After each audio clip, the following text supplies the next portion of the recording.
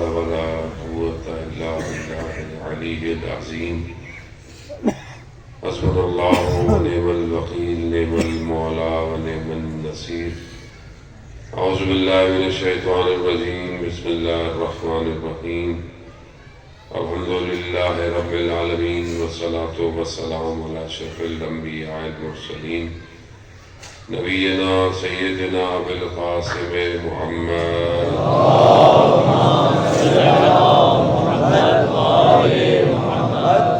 وعلى آله الطيبين الطاهرين المعصومين لا سيما بقية الله في الأرضين تهي وأرواحنا لتراب المقدمة الفداء ولعنة الله على أعدائهم أجمعين بسم الله الرحمن الرحيم رب اشرح لي صدري ويسر لي أمري واحلل عقدة من لساني يفقهوا قولي أما بعد فقد قال الله تبارك وتعالى في كتاب الحكيم والقرآن المجيد وما خلقت الجن والإنس إلا ليعبدون صلوات بحر محمد وعلى اللهم صل على محمد وآل محمد.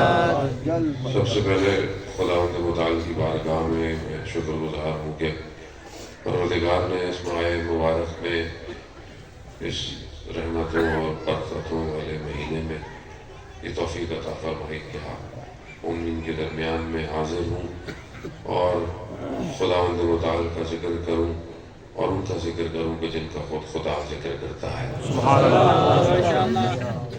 علماء کرام جو ہیں وہ یہاں بیٹھے ہیں، میں ان کی بھی شکر گزار ہوں کہ وہ بندہ حقیر کے لیے نہیں، یقیناً اس مجلس اور اس عزاداری کے لیے فائدہ تھوڑا کم استفادہ کر پایا. آخر میں خدا مولانا صاحب کی توفیقات میں اضافہ فرمائے. بہت ہی بہترین جامع گفتگو فرما رہے تھے اور کیونکہ ماہ مبارک ہے آپ جانتے ہیں اور ابھی ابتدا ہے اس مہینے کی، لیکن اس مہینے کا انتظار آدمی بڑا کرتا ہے لیکن یہ جاتا بڑی تیزی سے ہے. اور جیسے مولانا صاحب نے کہا کہ ہمیں متوجہ ہونا چاہیے اس مہینے کی طرف، تو ہم اس کی جو صحیفہ سجادیہ میں ماہ مبارک کی استقبال کی جو دعا ہے غالباً 43 یا 44 ہے میرے خیال میں، 44 صحیفہ سجادیہ کی، اس کو مطالعہ کریں، پڑھیں کہ کس طرح ہمارے امام اس مہینے کا استقبال کر رہے ہیں، اس مہینے کی خصوصیات کو بیان کر رہے ہیں، اس مہینے کا ذکر کر رہے ہیں. البتہ خطبہ شعبانیہ کہ جو حضرت محمد مصطفیٰ صلی اللہ علیہ وسلم کہ جو انہوں نے شعبان کے مہینے میں خطبہ شعبانیہ کے نام سے مشہور ہے، لیکن وہ ماہ مبارک کی فضیلتیں ہیں، اصل میں وہ آپ کے سامنے آپ سنتے رہتے ہیں.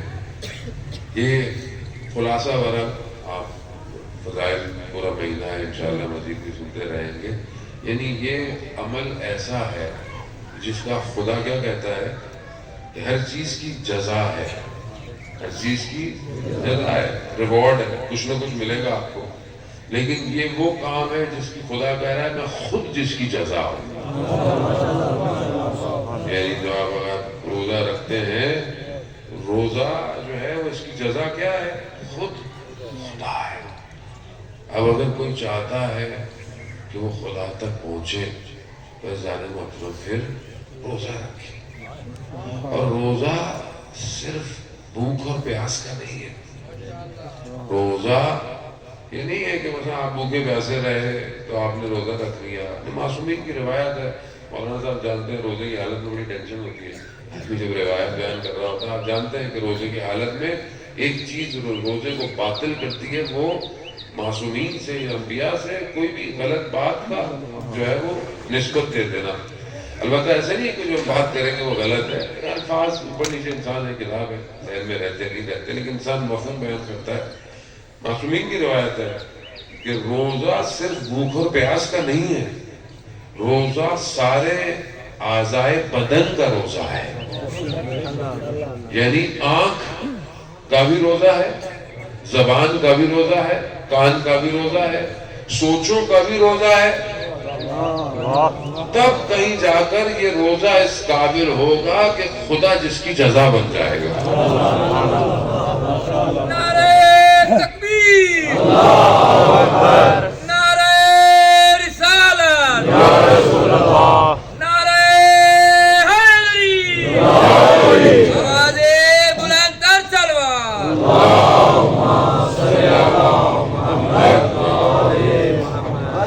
تو آپ دیکھیں کہ یہ بھارت بزرگ ماشاءاللہ یہاں بیٹھے ہیں، بچے بیٹھے ہیں، بچے بڑے شوق سے روزے رکھتے ہیں، ان کو ہوتا ہے کہ ہم جلدی جلدی رکھیں. آپ دیکھیں کہ کون سی چیز ہے، آپ اس بچے کو بولیں گے جس کے اوپر روزہ واجب بھی نہیں ہوا وہ پھر بھی رکھتا ہے، کتنے گھر میں لوگ رکھ رہے ہیں میں بھی رکھوں گا. آپ اس کو بولیں پانی پی لو، نہیں پیے گا. اس کو کوئی دیکھ نہیں رہا، یہ چاہے تو وضو کرتے ہوئے کلی میں پانی پی جائے، نہیں پیتا. وہ الگ بات ہے، گرمی ہے تو ماشاءاللہ موسم اچھا ہے، گرمیوں میں آدمی وضو بہت کرتا ہے تاکہ کسی طریقے سے کچھ تری باقی رہے آدمی کے اندر. لیکن آپ پھر بھی دیکھیں کہ یہ کون سی چیز ہے جس نے اس بچے کو بھی روکا ہوا ہے.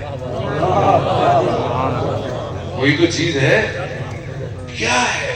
یعنی اس مہینے میں ایسا کیا ہے کہ جو کچھ بھی نہیں کرتا پورا سال وہ بھی مسلمان بن جاتا ہے؟ وہی تو ہے اس مہینے میں. زیادہ محترم دیکھیں، پروردگار کے لیے ہر روز ایک ہی ہے، ہر شب ایک ہی ہے، سب اس کی مملکت ہے، سب اس کی حکومت ہے. روزہ کیسے پتہ چلتا ہے آپ کو فزیکلی؟ یہ چاند کی موومنٹ آپ کو بتاتی ہے کہ اب یہ نیا مہینہ شروع ہو گیا ہے.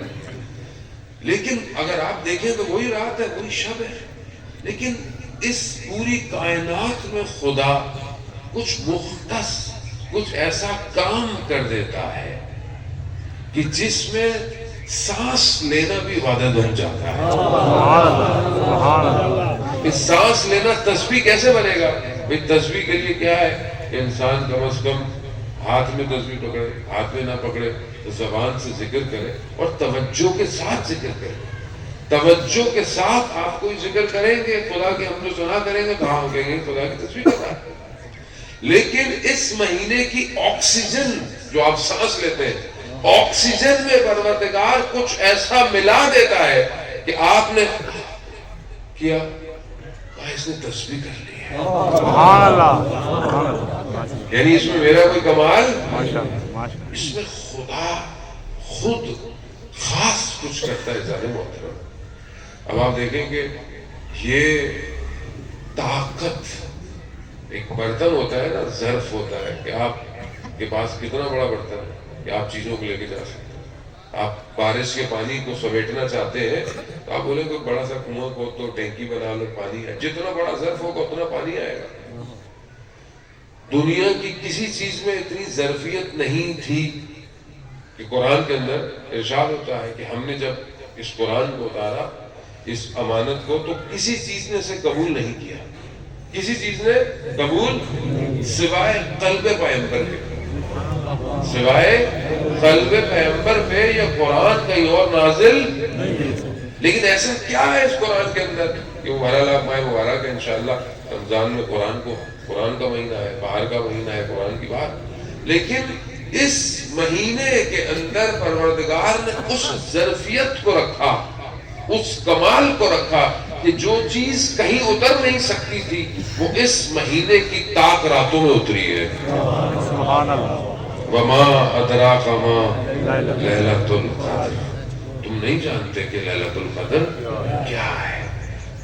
بعض علماء بیان کرتے ہیں کہ وہ پوری سال کی راتوں کو جاگ کر انہوں نے ماہ مبارک کی راتوں میں اور باقی راتوں میں فرق کو محسوس کیا. اب ہمارے لیے کیا ہے، دیکھیں ہمارے لیے، آپ ماشاءاللہ سب اچھے ہیں، ہمارے لیے جب ماہ مبارک جب آتا ہے نا تو اچھا چاند نکل گیا، اچھا ہو گیا، چلو جی سحری کا انتظام کرو. ہمارے اہل سنت برادران کہتے ہیں چلو جی تراویح شروع ہو گئی ہے، اب تراویح پڑھ لیتے ہیں. اب ہر سحری کا انتظام کرتا ہے وہ کرتا ہے. ہم اس طرح داخل ہوتے ہیں، اس طرح ماہ مبارک میں جو داخل ہوتا ہے نا اس کو بہت کمی ہے کچھ ملنا ہے. جو رجب سے شعبان سے تیاری کرتا ہے اسے ماہ مبارک ملتا ہے، کیونکہ رجب مہینہ ہے تخلیہ، صاف کرو، صفائی کرو.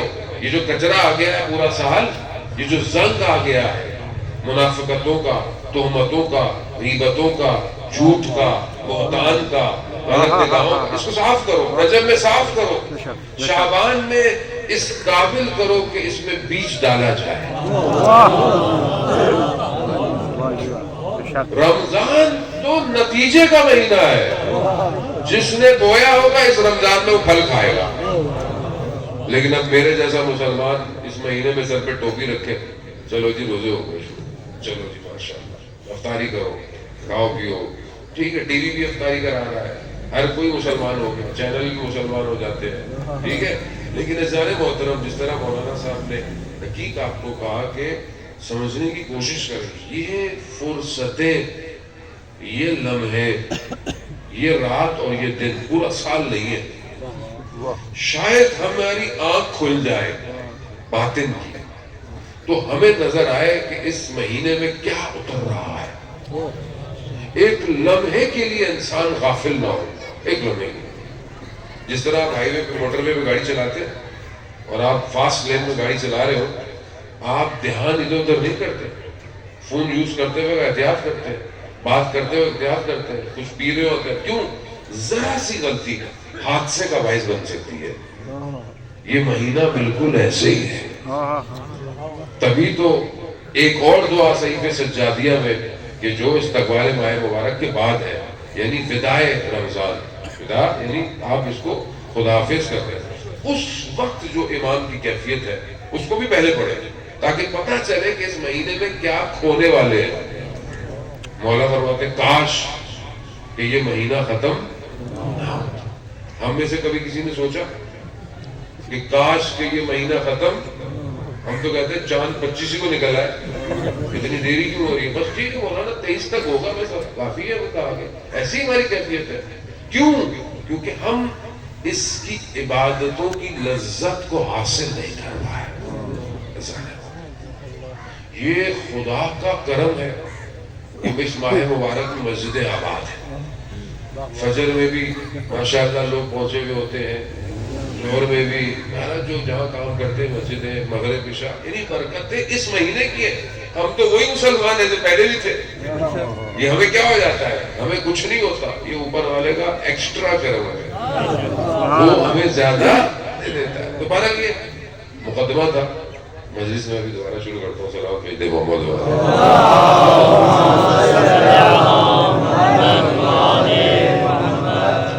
بہرحال آپ تھکے تو نہیں ہوں گے انشاءاللہ.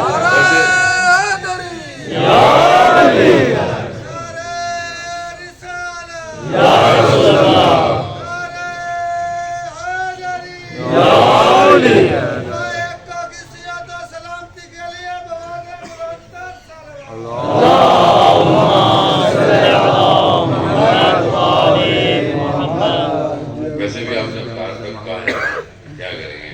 افطاری آپ کو کرا رہے ہیں، جب تک آپ بیٹھے رہے کوئی مسئلہ نہیں ہے. بدل ایک ماہ مبارک کے جب آپ روز مہینہ شروع ہوتا ہے تو ہم سب کو چاہیے کہ ایک دفعہ اس مہینے میں احکامات کو بھی دیکھ لیں. یہ بھی ضروری ہے، وہ کہ سب کو آتے ہیں، کوئی اس میں بری بات نہیں ہوتی ہے. بعض اوقات انسان بھول جاتا ہے اس مہینے میں سفر کے احکام کیا ہے، اس مہینے میں جو ہے وہ کون سی چیزیں ہیں جو روزے کو باطل کر دیتی ہیں. بعض اوقات انسان خامخواہ کی چیزوں میں کنفیوز رہتا ہے. مولانا صاحب ہر سال پوچھتا ہے تیل لگانے سے روزہ ٹوٹ جائے گا، خوشبو لگانے سے روزہ ٹوٹ جائے گا. بھائی نہیں ٹوٹے گا، روزہ اتنا ہلکا نہیں ہے. روزے کی اپنی شرائط ہے بہرحال، لیکن سیکھنے چاہیے، بری بات نہیں ہے. کوشش کریں اس مہینے میں مذہبی چیزوں کو زیادہ سیکھیں. ویسے انسان مسلمان ہوا ہوا ہے، اپنی قرأت اچھی کرے، قرآن کی تلاوت اچھی کرے، نماز کی علماء اکرام آپ کے درمیان میں موجود ہیں تاکہ اس مہینے سے بھرپور فائدہ جو ہے وہ اٹھایا جائے. عزیزان محترم، پروردگار نے انسان کو دو چیزوں کا مرکب بنا کے بھیجا ہے. ایک اس کا بدن ہے، مادہ، ایک اس کی روح ہے جس کا تعلق دوسرے عالم سے ہے. دونوں چیزیں جب جڑتی ہیں تو انسان کی حیات تخلیق میں آتی ہے کہ انسان زندہ ہے. ورنہ یہی شخص جس میں روح نہ ہو تو آپ کیا کہتے ہیں؟ مردہ ہو گیا ہے، کسی کام کا، چاہے اس کا کوئی بھی نام ہو، کوئی بھی ڈیزگنیشن ہو، کوئی بھی پوسٹ ہو، لیکن جب روح نکل جائے تو وہ صرف مردہ۔ سب سے پہلے جو چیز انسان کی ختم ہوتی ہے اس کی شناخت۔ بادشاہ تھا، منسٹر تھا، وزیر اعظم تھا، پرنسپل تھا، بزنس مین تھا، جو بھی تھا، سب سے پہلے اس کی آئیڈینٹی ختم ہو جاتی ہے۔ انسان کی حیثیت بس اتنی سی ہے۔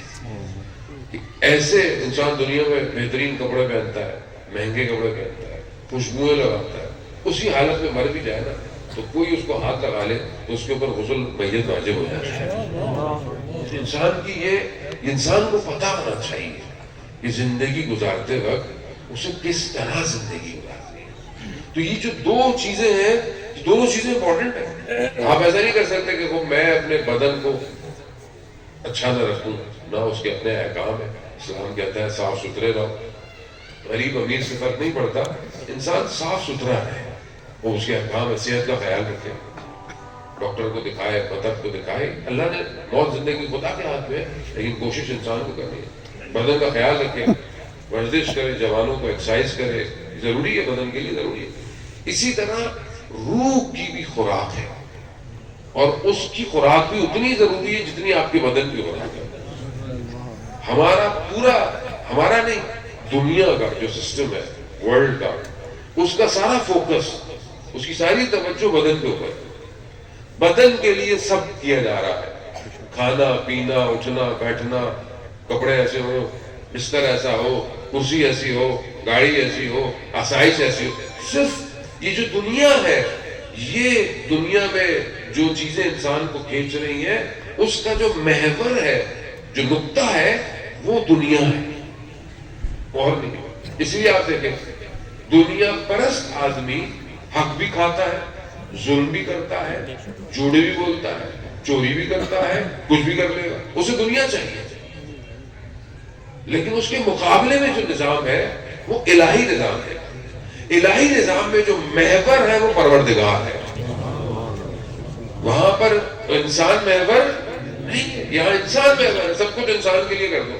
آپ جائیں ویسٹ میں دیکھیں، ویسٹ کیا، پوری دنیا ویسٹ ہو چکی ہے۔ آپ کا ہمارا اپنا ملک کوئی بھی، ہم تو نام کے مسلمان ہیں، باقی تو سب ہمارے پاس بھی وہی ہے۔ تو یہاں پر صرف انسان کو کیا چاہیے؟ آپ دیکھ لیں ماہ مبارک رمضان کے اندر بھی ہمارا ٹی وی جو مسلمان بھی ہوتا ہے وہ انسان محور ہے۔ یہ کھا لو، یہ پی لو، یہ جیت لو، یہ انعام لے لو۔ روحانیت، معنویت خدا نہیں ہے۔ کیوں؟ کیونکہ انسان محور ہے۔ جبکہ اللہ نے 1,24,000 کو جو بھیجا، انہوں نے دنیا نہیں سکھائی، جتنی ضرورت تھی اتنی دنیا سکھائی انہوں نے۔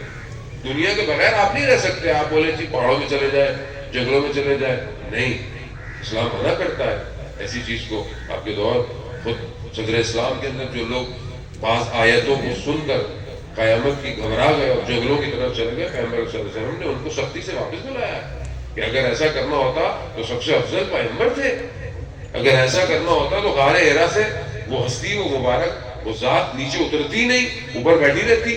حضرت جبرائیل آ رہے تھے، وحی آ رہی تھی، بی بی خدیجہ سلام اللہ علیہا کھانا لے کر آ رہی ہیں، اور اس سے اچھی جگہ کیا ہے؟ کہا نہیں، دنیا میں ذمہ داری ہے، اللہ کا حکم ہے اس کو پہنچانا، اس لیے ہماری بھی ذمہ داری ہے۔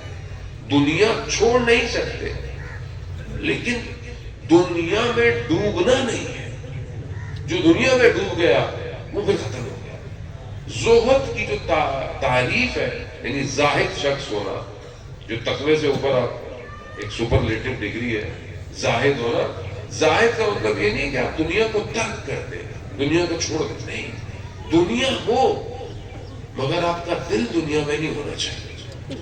دنیا آپ کے پاس ہو، نام ہو، ویسا اللہ نے آپ کو دیا ہے، آپ اسی حساب سے رہیں، لیکن آپ جو شخص صرف دنیا یا دنیا کے چیزوں میں یا رشتوں میں پھنسا رہے گا، مرتے وقت اس کی روح جو ہے وہ بڑی مشکل سے پرواز کرتی ہے۔ جبکہ دوسری طرف جو نظام ہے، جو انبیاء آئے، اولیاء آئے، ائمہ علیہ السلام آئے، انہوں نے جو کچھ دیا ہے وہ انسان کی روح کے لیے دیا ہے۔ آئے آپ قرآن کی طرف متوجہ ہوں، مجھ سے بہتر پڑھنے والے ہیں قرآن کون سی بیماریوں کا ذکر کر رہا ہے؟ Heart attack, sugar, cancer? نہیں، قرآن ان کا ذکر نہیں کر رہا۔ قرآن جن بیماریوں کا ذکر کر رہا ہے کیا ہے؟ حسد، غیبت، منافقت، وہ بیماریاں جنہیں دنیا کی کوئی بھی لیب ڈیٹیکٹ نہیں کر سکتی۔ آپ سی ٹی اسکین کرا لیں، نہیں پتہ چلے گا اس آدمی کے اندر حسد کتنا ہے، کوئی نہیں بتائے گا۔ اس میں منافقت کتنی ہے، کوئی نہیں بتائے گا۔ کون بتائے گا؟ یہ ہستیاں جنہیں پروردگار نے بھیجا، وہ جانتے تھے اس انسان کے انٹرنل اسٹرکچر سے۔ اسی لیے مولا کائنات حضرت علی ابن ابی طالب علیہ السلام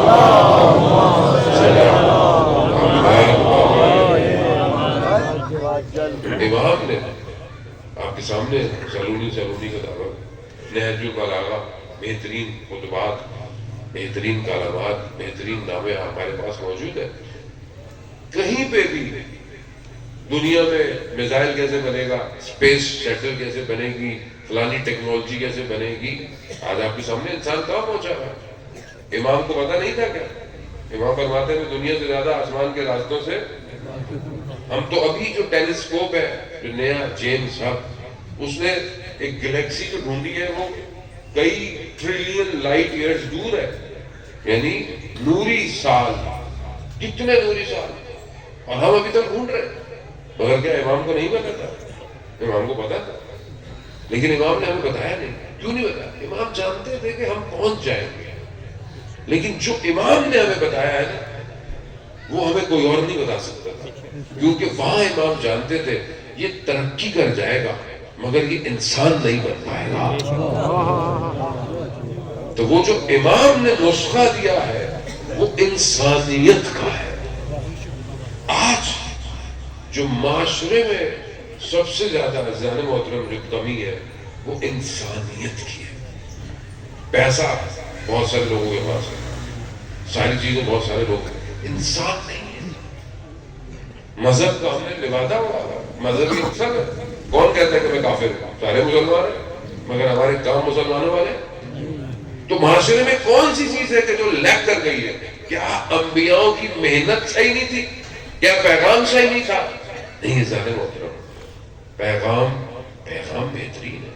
خدا خود کہتا ہے کہ میں نے تمہارے لیے دین اسلام کو پسند کیا ہے، دین کامل کر دیا گیا، اتنی زحمتیں کی، نبیوں کو کہاں کہیں کنووں میں پھینک دیا گیا، کہیں زندانوں میں ڈال دیا گیا، کس طریقے سے ہم تک یہ پیغام پہنچا، کتنی اذیتیں ائمہ نے صلوات و سلام نے کی آپ کے سامنے۔ تو آج انسان کیوں؟ کیونکہ وہ صرف بدن کو خوراک دے رہا ہے، روح کو خوراک نہیں دے رہا۔ روح کو خوراک کی ضرورت ہے۔ جب تک روح کو خوراک نہیں ملے گی، روح بدن کے اوپر حاوی نہیں آئے گی۔ اور یہ جو بدن ہے، یہ تو آپ ابھی کل ہمارے کزن صحیح بالکل اچانک سے بیماری تیزی سے چند دنوں میں کل دفنا بھی دیا۔ بدن تو یہی ختم ہو جائے گا، خاک میں مل جائے گا۔ اصل امتحان بھی روح کا ہے، عذاب بھی روح پر ہے، آسائشیں بھی روح پر ہے، سب کچھ روح نے دینی ہے۔ تو جس چیز نے سب کچھ کرنا ہے اس کے لیے پریشان کیوں نہیں ہوتا؟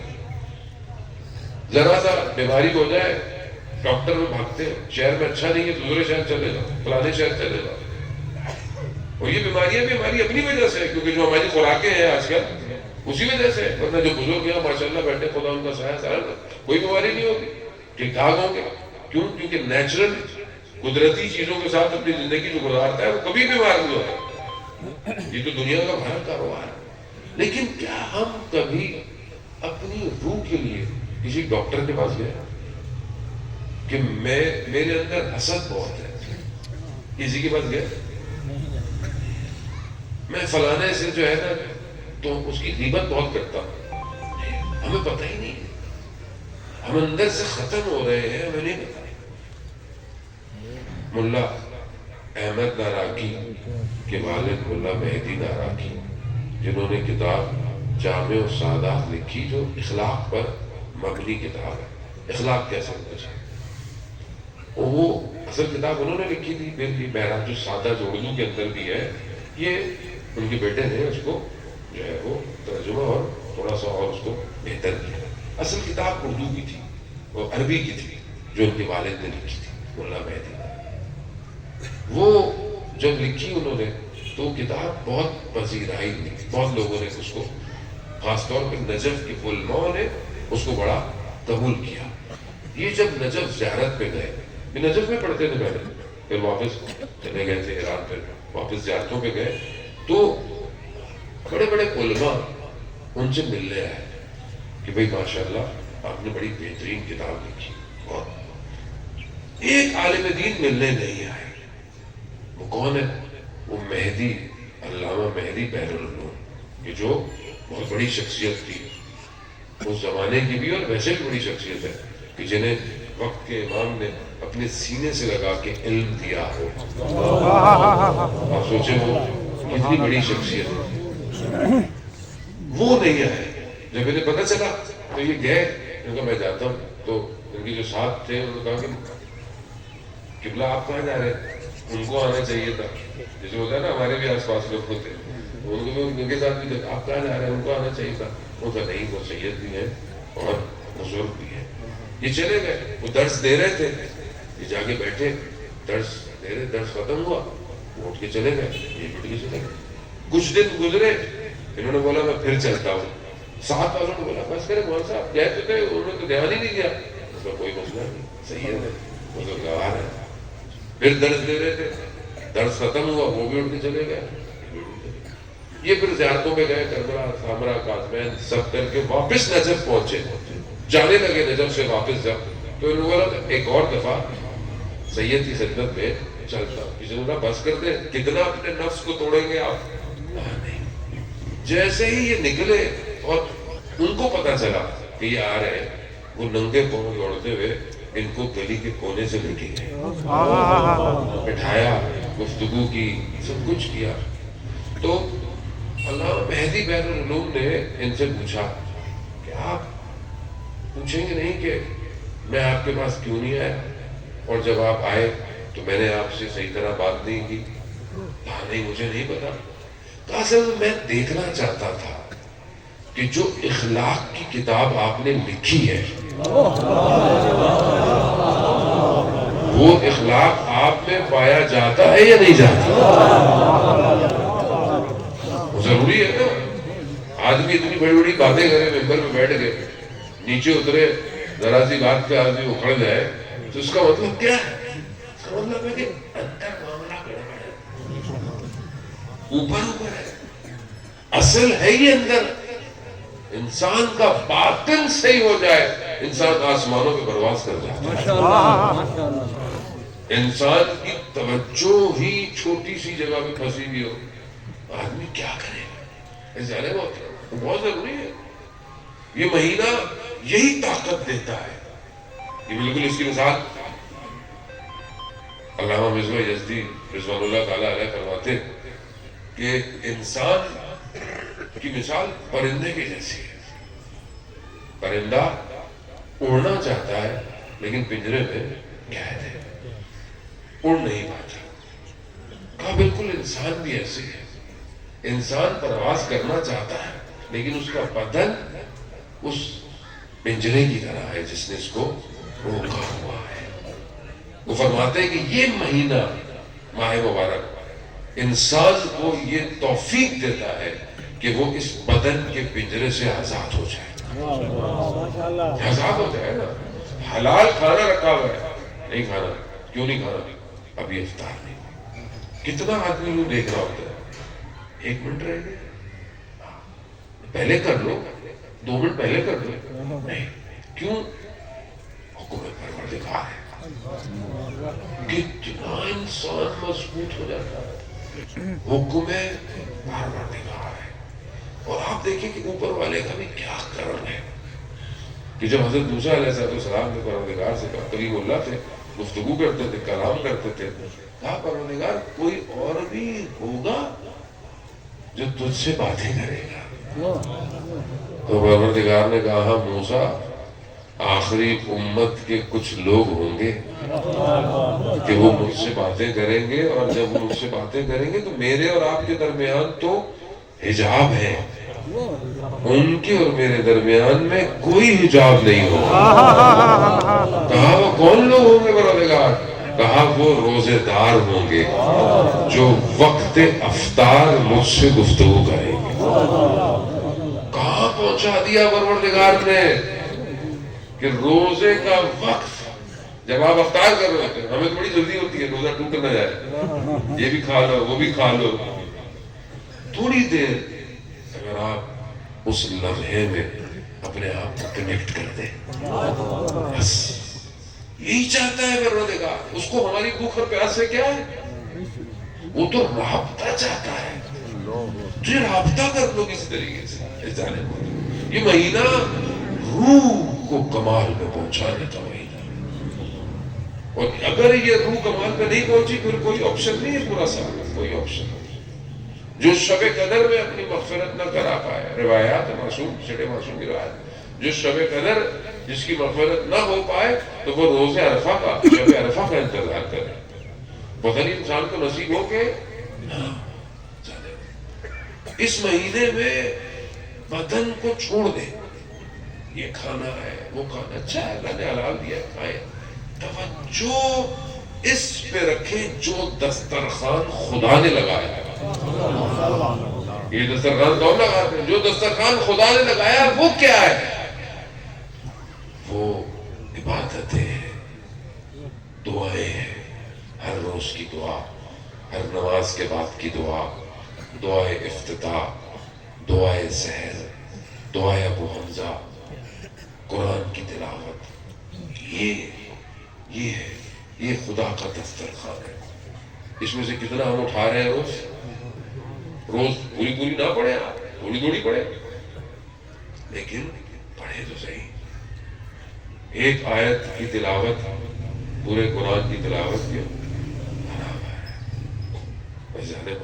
صرف تلاوت کریں، تلاوت کریں ثواب ہے، لیکن سمجھے بھی صحیح کہ خدا کیا کہہ رہا ہے. یہ بھی تو ضروری ہے. قرآن حفظ کر لیا، وہ آپ ہی کے ادھر ہی آس پاس کے، میں بہت زیادہ پاکستان آتا نہیں تو اس معاملے میں بہت لوکیشن مجھے صحیح طرح نہیں پتہ ہوتی کہ تسبیح پھیری دل نہ پھریا کی کرنا تسبیح نو پھیر کی ہو.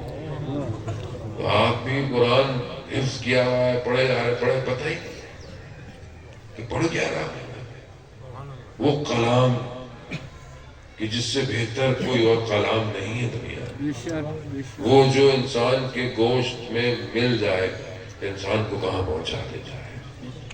وہ کہ جسے نیزے پر میرے ارباب نے پڑھا ہو، وہ کلام کیا کلام ہوگا. اس طریقے سے پڑھے. علماء قرآن پڑھتے تھے، میں جا رہا ہم تو طالب علم میں، وہ بھی بوڑھے سے قرآن کی آیتیں پڑھتے تھے، ان کی آنکھوں میں آنسو جاری ہو جاتے تھے. اللہ بذکر اللہ تطمئن القلوب. آگاہ ہو جاؤ، اللہ کا ذکر دلوں کو اطمینان دیتا ہے.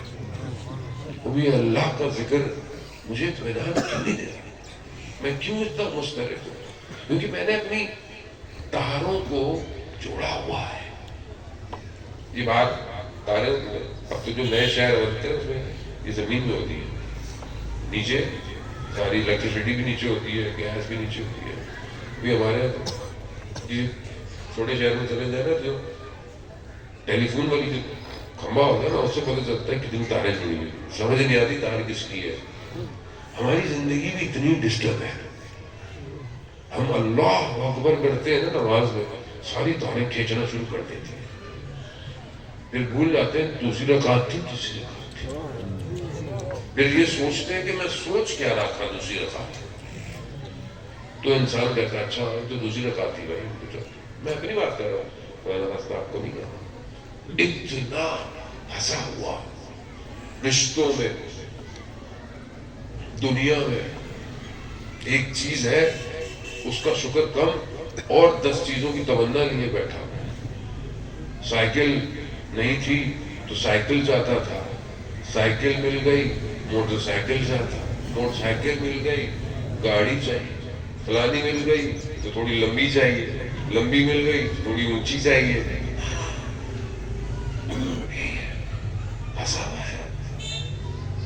یہی یہ بسا آزاد نہیں کرنا, یہ کہیں ختم نہیں ہوگا, انتہا نہیں ختم ہوگی. ظالم محترم, نمرود, قارون, فرعون, قرآن مثالیں دے رہا ہے. کیوں دے رہا ہے قرآن کی مثالیں؟ یہ ختم نہیں ہو رہا تھا ان کے پاس. قارون کے خزانے اتنے تھے کہ پتہ نہیں کتنے اونٹوں پہ تو صرف چابیاں ہوتی تھی اس کی. کدھر گیا خزانہ؟ شداد 300 سال تک جنت بناتا رہا, مگر جنت میں وہ نبی کو اللہ نے بھیجا کہ بھائی اس کو تبلیغ کرو, سمجھاؤ, سب معاف ہو جائے گا. رسول معاف ہو جائے گا تو کیا ہوگا؟ کہا جنت ملے گی. کہا جنت ملے گی. کیوں جنت میں کیا ہے؟ تو ایسے باغ ہوں گے, ایسے محل ہوں گے, ایسا کچھ ہوگا. اس نے بولا یہ کون سی بڑی بات ہے, میں خود بنا لیتا ہوں. اس نے 300 سال میں بہترین جگہ, کہتے ہیں دمشق کے آس پاس ہی ہوگی کوئی جگہ, وہاں لی اور 300 سال لگے. 300 سال بعد جب وہ آیا تو اس نے دروازے پہ دیکھا کہ کوئی ایسا چہرہ ہے کہ جو اس نے پہلے نہیں دیکھا تھا کام کرنے والے. کہا تم کون؟ کہا میں ملک الموت. کہا تمہاری روح قبض کرنے آیا. کہا مجھے اتنی تو اجازت دو کہ میں اندر چلا جاؤں. جب وقت آ جائے, 1 پاؤنڈ زین میں تھا, 1 ہوا میں روح قبض ہو گئی. یہ ختم نہیں ہوگا, کبھی ختم نہیں ہوگا. باپ ساری زندگی محنت کرتا ہے کہ میں اولاد کو کچھ دے دوں, اولاد کے لیے کر لوں, اولاد کے لیے کر لوں, ختم ہو جاتا ہے. پیچھے اولاد پتہ نہیں کیا کرتی ہے. ہر کوئی اپنا نصیب خود لے کے آتا ہے. آپ اپنا کریں کام, اولاد کو ان کے نصیب پہ چھوڑیں, وہ خود کریں اپنے میں. آپ اپنی آخرت کا انتظام کریں, اپنی زندگی میں اپنی آخرت کے لیے خود کچھ کر کے جائیں.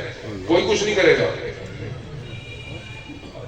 انشاءاللہ کہ یہ اولادیں اچھی ہیں جو اپنے والد صاحب کے لیے پروگرام کرا رہی ہے, لیکن ہر اولاد آج دنیا کی کہاں اتنی اچھی ہے, باقی تو صالحات کرا رہا ہے. ظالم خوب اس طرف کا سوچے. یہ تو محدود سی زندگی ہے. حضرت آدم, حضرت نوح, بڑی لمبی لمبی حضرت نوح سے روایات میں ہے کہ حضرت نوح کے پاس جب حضرت ابراہیم تشریف لے کر آئے تو دھوپ میں تھے لیٹے ہوئے, تو جب آئے تو ان کا مجھے چھاؤں میں آنے پڑا. اور جب پوچھا گیا معصومین سے, یہ روایت ہے, یہ پوچھا گیا کہ یہ کتنی زندگی تھی؟ 2500 سال, 2500 سال, 2500 سال زندگی تھی. پوچھا کیا تھا زندگی میں؟ کہا دھوپ سے چھاؤں میں آنے کا نام ہے زندگی. یہاں تو زندگی, اب تو زندگی چھوٹی ہو گئی ہے نا. اب تو کووڈ کے بعد ویسے ہم مشکل میں آئے ہوئے, کرونا کے بعد, اور ویسے خوراکیں ہماری, ڈپریشن. آج جوان کو بلڈ پریشر بھی ہے, جوان کو ہارٹ اٹیک بھی ہوا ہے, جوان کو شوگر بھی ہے. کیوں؟ زندگی اتنی سی زندگی ہے, اور ہماری آپ زور دیکھیں زندگی کے اندر کتنا چل رہا ہے. اور جہاں ہم قرآن کہہ رہا ہے کہ ہم فیہا خالدون, تم وہاں ہمیشہ رہو گے. وہاں جہاں ہمیشہ رہنا ہے وہاں کے لیے ہمارے پاس کیا ہے؟ بجلی پلاٹ لے رہے, کالونی بن رہی ہے پنجاب میں, تو سارے کھیت ویت کاٹ کے کالونیاں بن رہی ہیں. تھوڑے دنوں میں تو یہاں پہ صرف گھر ہی رہو گے, کھیتی باڑی ختم ہو جائے گی پنجاب میں. اور آپ کہتے ہیں جی میں نے فلانی جگہ پلاٹ لیا, اچھا پھر ابھی وہاں بنیادیں ڈلیں گی, ابھی وہ میں وہاں چھت ڈلے گی, پھر گھر بنے گا. کیوں؟ جو اچھی جگہ ہے ہم وہاں رہنا چاہتے ہیں. اب ہم وہاں جائیں آپ, اور آپ نے پیسے دیے ہوں کسی کو کہ بھائی اتنے سال میں آپ کا گھر تیار ہے, اب وہاں جائیں تو وہاں صرف بنیادیں ڈلی ہوئی.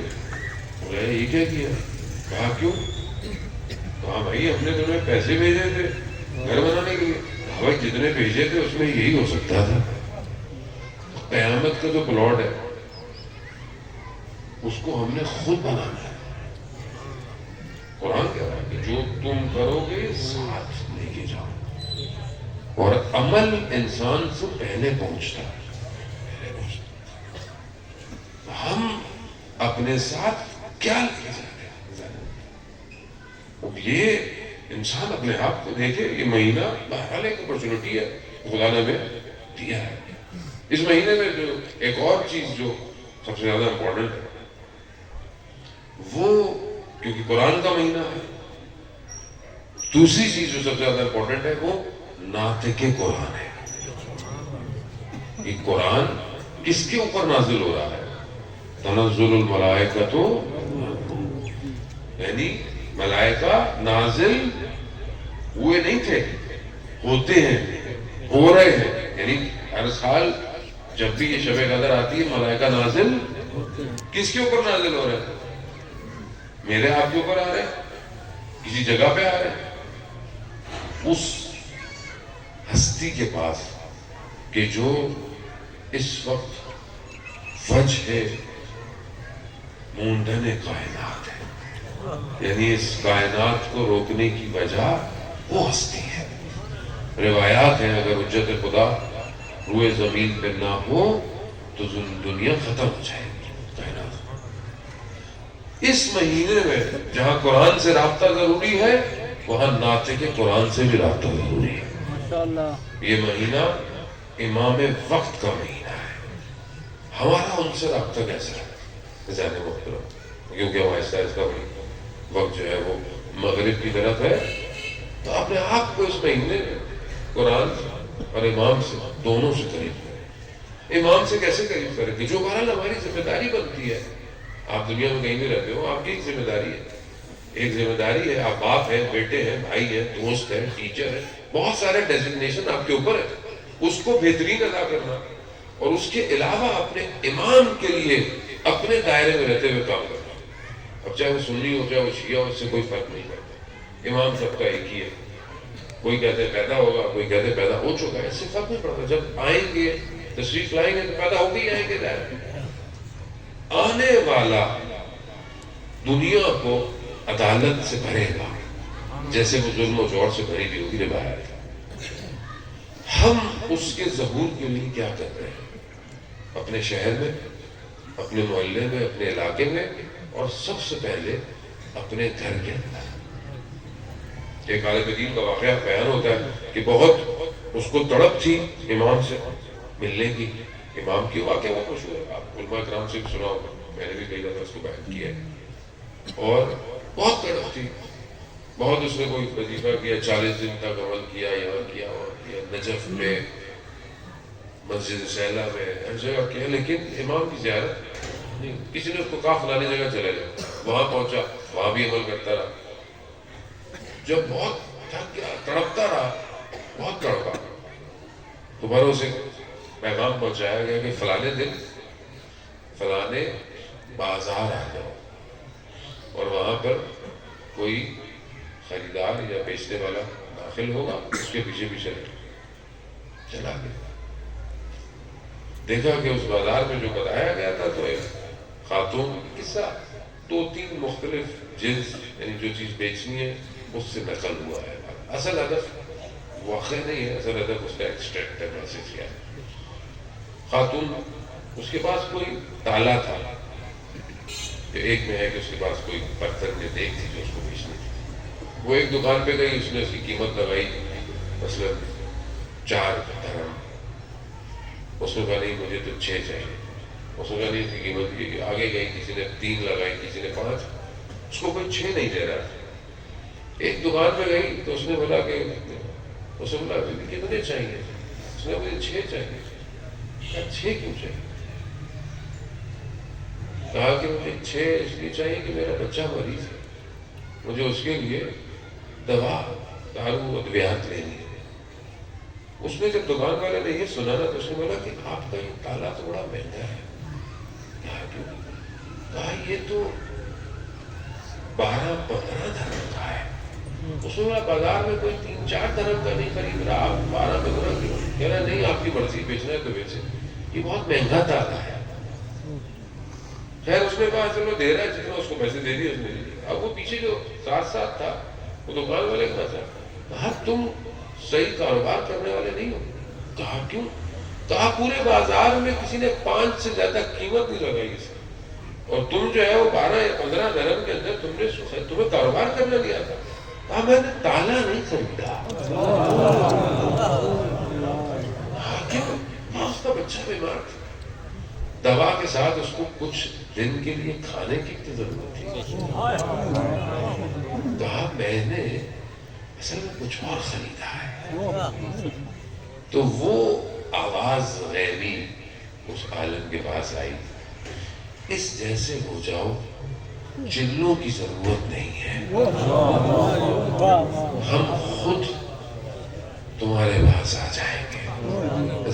یہی چاہیے. ہم کہتے ہیں نا جی امام کی حکومت ہوگی, ہمدلی ہوگی, امنیت ہوگی, سیکیورٹی ہوگی, لوگ آپس میں بڑی محبتیں کریں گے. وہ جی ایک زمانہ آئے گا, ایک عورت اپنے سر پہ سونا رکھ کے جا رہی ہوگی, کوئی اس کو غلط نگاہ سے دیکھے گا نہیں. سنتے ہیں کہ نہیں سنتے؟ لیکن ہم ایسی جگہ بناتے کیوں نہیں؟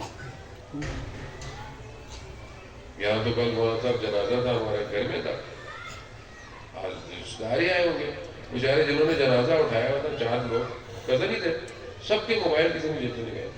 اب سوچے یار جنازے میں بھی چور آتا ہے, چلو شادی دعوت میں کہیں آپ نے چوری, جنازے میں اب آپ پھر کہتے ہیں کہ امام کا ضرور ہو جائے.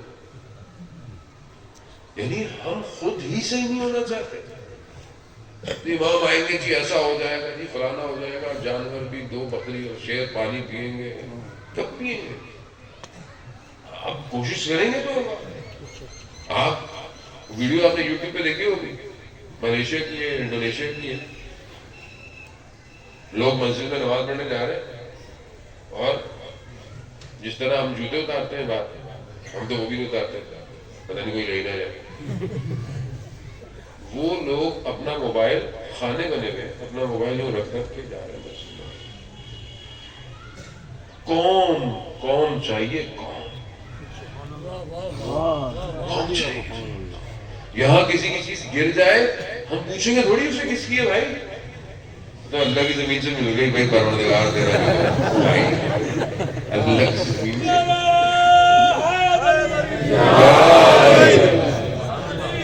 پوچھے آپ کا شہر ایسا ہونا چاہیے,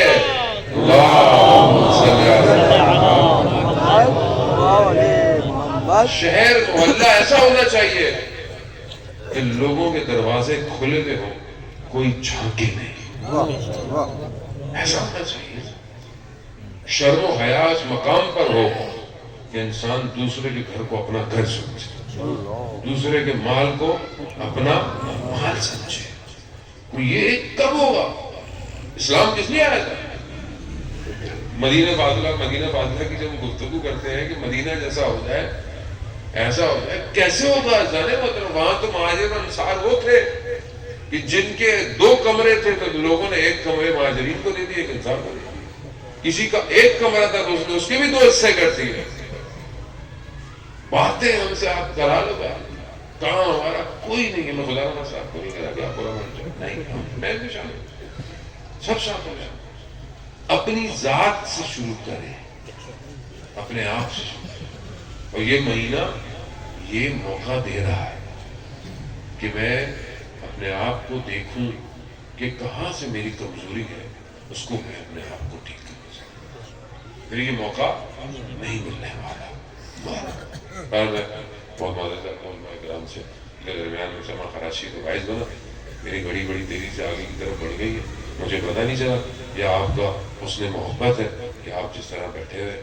ذہن محترم, ہمارے پاس جو اللہ نے ہمیں دیا ہے, میں خود سے اپنے آپ کے لیے کہہ رہا ہوں کہ ساری عبادتیں کھوکھلی ہیں سوائے ایک عبادت کے, اور وہ ہے سید الشہداء پر گریہ کرنا.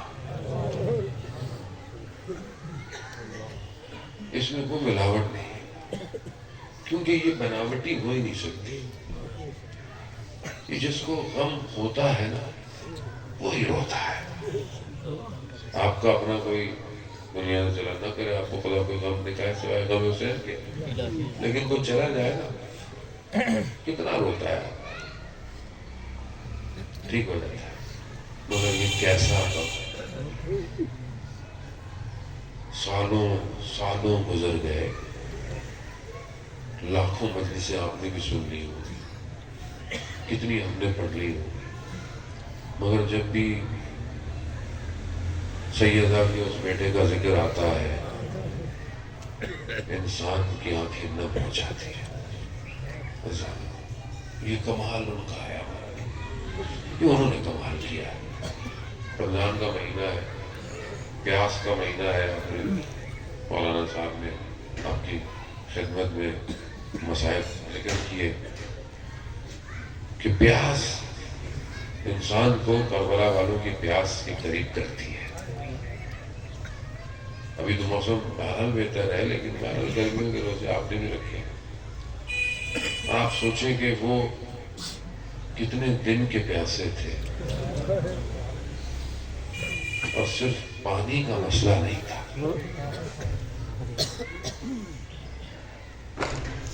شب جمعہ ہے اور رمضان مبارک کی پہلی شب بھی ہے. آپ جانتے ہیں پہلی شب جمعہ.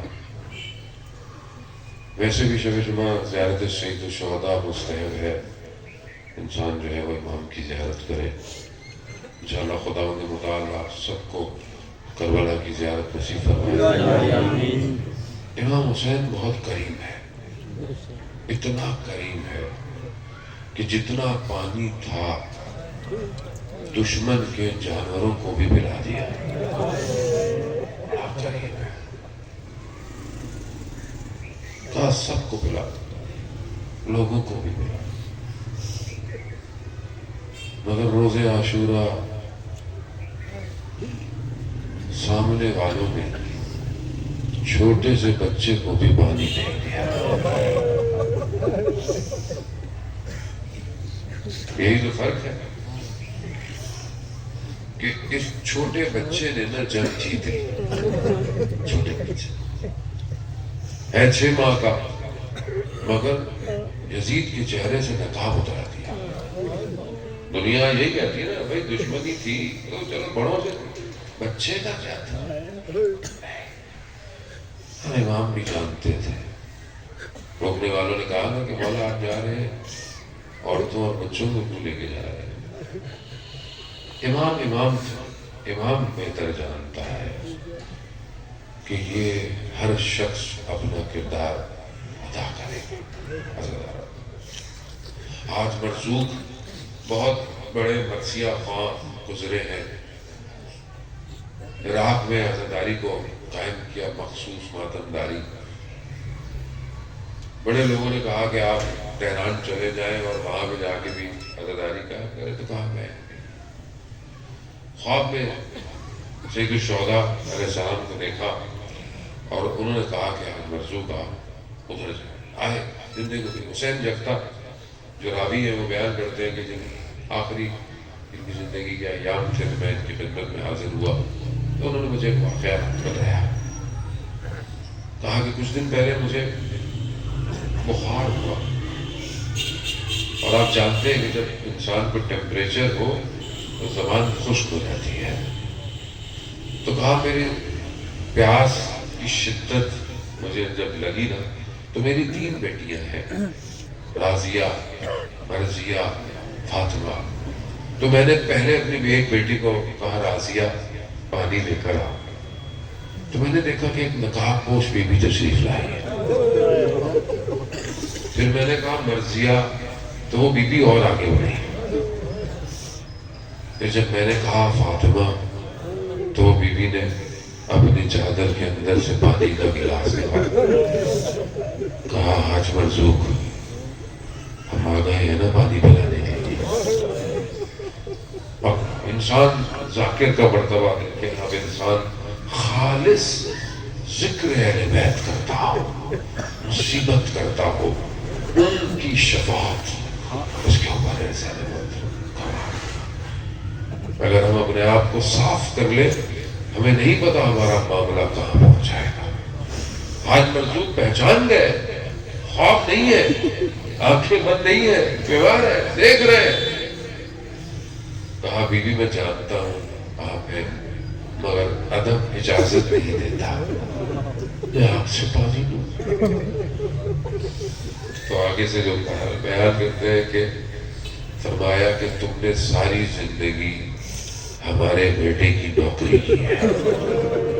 اللہ کاش ہماری زندگی کے آخری لمحوں میں ہمیں بھی ان کی دیدار ہو جائے، اور کیا چاہیے۔ پھر بی بی فرماتی ہے کہ حاج مرزو ہمارے لیے مصائب نہیں پڑھو گے؟ حاج مرزو کہتے ہیں بی بی طبیبوں نے منع کیا ہے بیماری کی وجہ سے، لیکن آپ حکم کریں کون سی مصیبت پڑا؟ ساری مصیبتیں ہی ہیں، سورج ڈھل رہا ہے، توجہ کربلا کی طرف رکھیے گا۔ بی بی فرماتی ہے حاج مرزو علی اصغر کے مصائب پڑھا۔ ماں جانتی ہے میرے لال کو سب سے بھاری بدن کیسا ہوگا۔ کون سا بدن بھاری؟ سارے بدن بھاری۔ روزے عاشورہ کربلا بکھرا ہوا ہے گلشن زہرا سے۔ وقت آخر آیا نا جب کچھ نہیں رہا، وہ میرا مظلوم ہے ماں، وہ میرا غریب ہے ماں، وہ میرا پیاسا ہے ماں۔ ابھی روزے کا وقت قریب ہے نا، تو آپ گلا خشک ہو رہا ہوگا۔ میں صبح بھی مجلس پڑھ رہا ہوں، رستے میں سفر کر کے میں آیا ہوں، میری خشکی تھوڑی آپ سے زیادہ ہوگی شاید۔ انسان احساس کرتا ہے چلو روزے کا وقت آ رہا ہے تو پانی ملنے والا ہے۔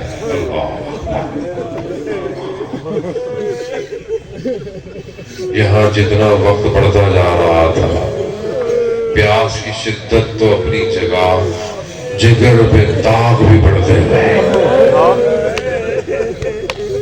اٹھا میں اپنی کون سی محنت کی، ادھر یہ زہرا کا لال صبح سے بدن اٹھا کے لا رہا۔ آخری وقت حل من ناصر ینصرنا، ہے کوئی مدد کرنے والا؟ وہ جن کے گھروں میں ملائکہ آتے ہو، وہ جو رسول کے دوش پر زینت ہو، وہ جسے رسول نے اپنی زبانوں سے اپنے علم کو متصل کیا، وہ جو سید الشباب اہل الجنہ ہو، وہ جو قرۃ عین زہرا ہو، وہ روزے عاشورہ کہتا ہے کوئی میری مدد کرے۔ خیموں میں کوڑا، میرا مولا خیموں کہا، میں نے کہا کہ جب تک زندہ ہوں، کہا مگر جب سے بچے نے یہ سنا ہے کہ کسی آغوش میں سکون نہیں لے رہا، ادھر بھی بے چینی ہے ادھر بھی بے چینی ہے، چھوٹا بچہ ہے۔ خدا بے اولادوں کو علی اصغر کے ذریعے میں اولاد نرینہ عطا کرتا ہے۔ امام نے اپنے آغوش میں بچے کو دیا، بچہ خاموش ہو گیا۔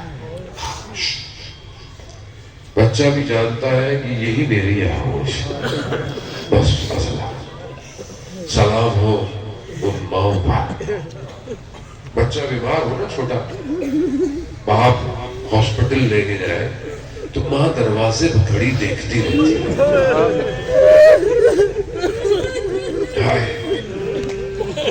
ہے وہ ماں جس کے شہزادے کو حسین نے سمیٹا پانی پینے جا رہا ہے۔ امام نے اپنی ہوا میں رکھا، چل پڑے۔ دشمن سمجھا کہ امام کوئی قرآن لے کر آ گیا، جیسے ہی ہوا ہٹی تو قرآن نہیں تھا، قرآن کا پارا تھا۔ بلندی میں چڑھ گئے، اللہ اللہ۔ ایک فیملی کہتی ہے کہ سردیوں کی سخت راتیں تھی، برف باری تھی، ہائی وے پہ گاڑی خراب ہو گئی۔ گاڑی خراب تو ہیٹر بھی نہیں چل رہا، گاڑی میں بیٹھے رہتے تو سردی سے مر جاتے۔ بڑا ہاتھ دیا رستے میں لوگوں کو، گاڑیاں روکی، کسی نے نہیں روکی۔ ان کے پاس چھوٹا بچہ تھا، انہوں نے کیا کیا کہ بچے کو ہاتھ میں لیا اور ہائی وے پہ یوں کھڑے ہو گئے، گاڑیاں رکنا شروع ہو گئی۔ امام حسین کربلا کی بلندی میں، مجھے پانی نہیں چاہیے، عرض کیا کہ کے لشکر میں کوہرام مچ گیا، کوہرام مچ گیا۔ پوچھا دے اس ماں کو جو پھر کبھی سائے میں نہ بیٹھی۔ ہاں زہرا محترم، بس جب دیکھا نا کہ یہ بچہ جنگ جیت جائے، ہرملا اس بچے کی پیاس کو بجھا دو، بس سزا زہرا نے ہوتا۔ وہ ایک ظالم تیر آیا، آپ جانتے ہیں نا احکام شرعی، ایک ذبح کیا جاتا ہے اور جو اونٹ ہوتا ہے نا اسے ذبح نہیں، اسے نہر کہتے ہیں، یعنی گلے میں نیزہ یا تیر اندر کا، یہ چھوٹا سا بچہ ہے، اسے ذبح نہیں کیا، اسے ہرملا کے تیر نے نہر کیا۔ باپ کے ہاتھوں میں، باپ کے چہرے کو دیکھا، مسکراہٹ وہی رہ گئی، تیر پیوست ہوا۔ بعض مقاتل کہتے ہیں کہ بچہ بابا کے ہاتھ میں پلٹ گیا کہ کہیں میرا باپ میری اس کی حیثیت کو دیکھ لے۔ خون نہ آسمان لیتا ہے نہ زمین، یہ زہرا کے لال نے اپنے محاسن پہ لگایا۔ بس تھوڑی سی دیر حضرت نے بڑا پرسہ کیا، خدا قبول کرے، خدا بانیوں کی زحمت کو قبول کرے، ان کی معلومین کے درجات بلند کرے۔ حضرت آرام محترم اتنے بدن اٹھائے، سارا میرا مولا تھکا نہیں، لیکن چھوٹا سا بدن اتنا بھاری ہو گیا۔ ایک قدم آگے بڑھاتا ہے، انا للہ، ایک قدم پیچھے اٹھ جاتا ہے۔ کیا ہو گیا مولا؟ کیوں نہیں چلا جا رہا؟ نہیں پتا ذرا کس حال سے خیموں میں جائے۔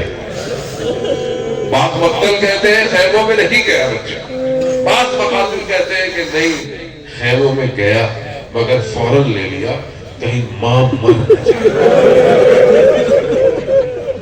بس آپ کی زحمت تمام ہوئی، بچے کو لیا۔ جو کربلا گئے ہیں انہوں نے خیمے گاہ دیکھی، خیموں کے پیچھے کہیں مولا نے چھوٹی سی قبر بنائی اور علی اصغر کو اس میں سلا دیا۔ مقاتل کہتے ہیں امام سے اٹھا نہیں گیا۔ آواز غیبی آئی، حسین اٹھ جاؤ۔ بس مصیبت یہاں تک ہوتی تو بھی شاید۔ روز عاشورہ میں بڑی تیزی سے سفر غروب کا ہے، مسجد اذانوں سے تیار ہو گیا، ختم ہو گیا روز عاشورہ۔ انہوں نے بدن گننا شروع کیے، انہیں ایک چھوٹا بدن نہیں ملا۔ شام غریبہ رات کسی نے کہا ہوگا کہ کہیں پیچھے دفنایا تھا۔ اللہ جو ہم نے حضرت عالم محترم سنا ہے آپ کی خدمت میں، ان لعینوں نے ہاتھوں میں نیزے لیے،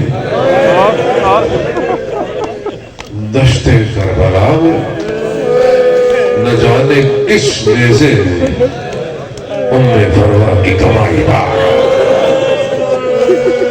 دوسری شہادت اس بچے کی، تیسری میں پڑھ نہیں پاؤں گا، نہ جانے کس طرح اس ننھی سی گردن کو انہوں نے تن سے جدا کیا ہوگا۔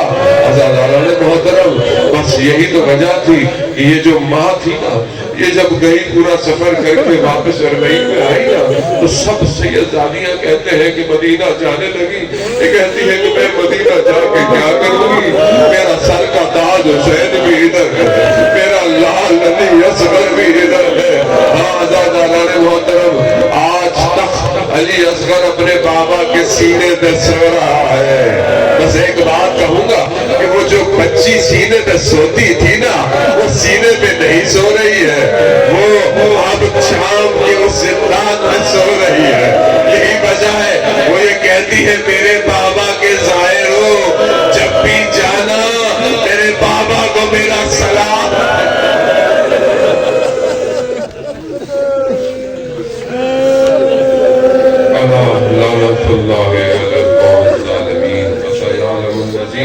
كانوا أيام منقلب ينقلبون. پروردگار تجھے واسطہ اس بابرکت مہینے کا، اس رحمتوں والے مہینے کا، ان روزہ داروں کا، پروردگار ان روزہ داروں کے آنسوؤں کا، ان اشکوں کا کہ جو حسین ابن علی اور ان کی اولاد کے لیے پروردگار تجھے واسطہ اپنے حبیب کا، اپنے رسول کا، امام زمانہ کے ظہور میں تعجیل عطا فرما. ہمیں ان کے ناصروں، ان کے مددگاروں میں شمار فرما. جتنے بھی حاضرین یہاں موجود ہیں پروردگار ان کی جان مال عزت آبرو کی حفاظت فرما، ان کی جائز خواہشات کو پورا فرما. پروردگار جو بے اولاد ہیں انہیں اولاد صالح عطا فرما، جو بے روزگار ہیں انہیں رزق حلال عطا فرما، جو بیمار ہیں، کافی لوگ اور بھی بیمار ہیں، کینسر کے مریض ہیں، یقیناً آپ کے بھی دوست احباب رشتہ دار بیمار ہوں گے، پروردگار انہیں سب کو شفا کاملہ اور عاجلہ عطا فرما. پروردگار ہمیں اس ماہ مبارک میں قرآن کی تلاوت کی توفیق عطا فرما، ہمیں روزے رکھنے کی توفیق عطا فرما، ہمیں اس کی شبوں میں عبادت کی توفیق عطا فرما، ہمیں شب قدر کی راتوں کو ترک کرنے کی توفیق عطا فرما. پروردگار ہمیں مرنے سے پہلے ہمارے گناہوں کی مغفرت فرما، ہماری عاقبت کا خیر عطا فرما. پروردگار جن کے اصال ثواب کی مجلس ہے ان کی قبر کو جنت کے باغوں میں سے باغ شمار کرا، ان کی اولاد کو نیک اور پاکیزہ صالحات کرا. اس شہر میں پروردگار اپنی رحمتوں کا نزول فرما، اس میں رہنے والوں کو آپس میں محبت اتفاق سے رہنے کی توفیق عطا فرما. علماء اکرام جو یہاں موجود ہیں، یہاں کی جو خطیب صاحب ہیں، پروردگار ان سب کی توفیقات میں اضافہ فرما. پروردگار انہیں اپنی بارگاہ سے اجر کثیر عطا فرما. پروردگار ہمارے امام کو ہمارے اعمال سے راضی فرما، ہمارے وطن پاکستان کو عزت اور استحکام عطا فرما، اس کے دشمنوں کو نیست اور نابود فرما. فلسطین میں ہونے والے مظالم میں پروردگار یہ تیرا مہینہ ہے، پروردگار رحمتوں کا ہے، ان مظلوموں کی حمایت فرما، ان کے دشمنوں کو نیست و نابود فرما، امت مسلمہ کو بیداری عطا فرما، آپس میں متحد ہو کر اسلام کے دشمنوں کو نیست و نابود کرنے کی توفیق عطا فرما. اللہم ارزقنا زیارت الحسین فی الدنیا و شفاعت فی الآخرہ. صلوات محمد.